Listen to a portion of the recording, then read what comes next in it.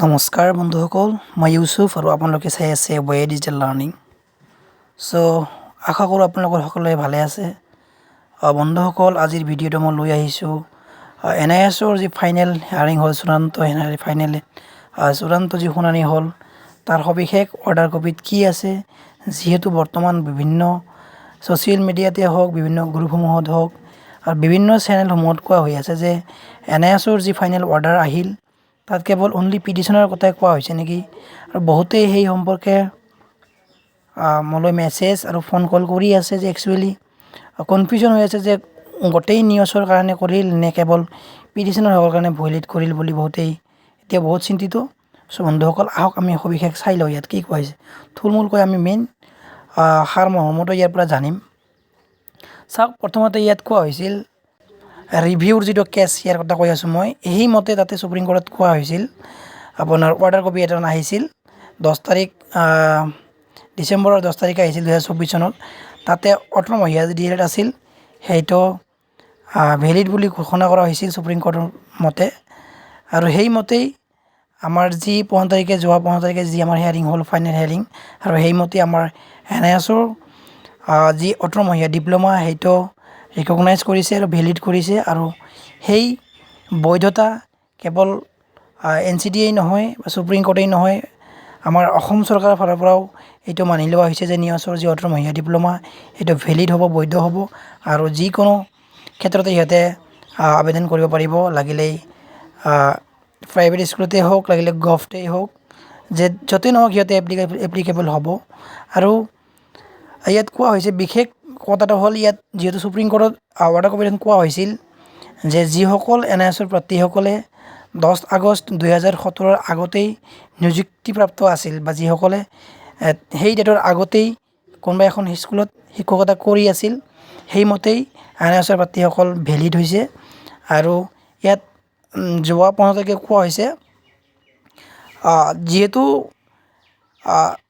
যোৱা আমাৰ জানুৱাৰীত 2023 চনত যি আছিল আমাৰ এডভাৰটাইজমেণ্ট পাব্লিছ কৰিছিল DWE ফালৰ পৰা। তাত যিহেতু আমাৰ এখন নটিচ আহিছিল NISৰ এগেইনষ্টত, আৰু তাত কোৱা হৈছিল যে 18 মহৰ যি DLEডৰ যি ডিপ্ল'মা আছে সেই হোল্ডাৰসকলে, সেই প্ৰাৰ্থীসকলে এতিয়া আৰু এপ্লিকেবল নহ'ব।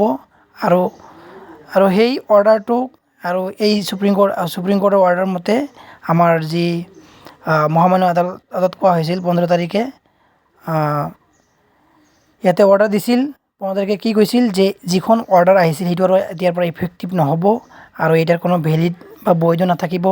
আৰু সেইমতেই NISৰ যিমান প্ৰাৰ্থী আছে সকলোৱে এতিয়া যোগ্য হ'ব বা ভেলিড বুলি ঘোষণা কৰা হ'ব। ইয়াতে মই কত ছিংগল এখন আপুনি এটা লাইন দেখুৱাব নোৱাৰিব যে ইয়াত কেৱল পিটিশ্যনৰ সকলৰ কথা কোৱা হৈছে। ইয়াত কোৱা হৈছে বিশেষকৈ যে যি আমাৰ NISৰ এগেইনষ্টত নটিচ আহিছিল সেইটো আৰু ইফেক্টিভ নহ'ব বুলি কোৱা হৈছে। মই আপোনাক দেখুৱাই আছোঁ ইয়াতে কি কোৱা হৈছিল, that your humble depend further big state the honorable Supreme Court। মই দেখুৱাই আছোঁ ক'ত কৈছিল এইটো।